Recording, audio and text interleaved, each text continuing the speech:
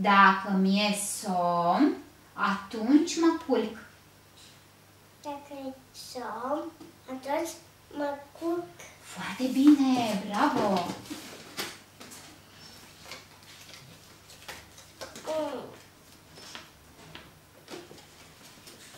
Te rog să fii atent. Dacă E și atunci mă bag. foarte bine, capul sus, stai frumos.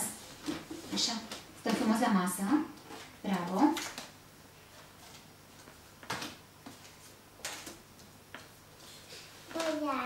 Stai frumos pe scaun. Nu. Ridică-te. Stai frumos pe scaun. Mânuțele puniți pe masă. Așa, bravo. Dacă e modat, atunci mă bag. Foarte bine. Bravo. Da? Te rog să fii atent de mânuțele.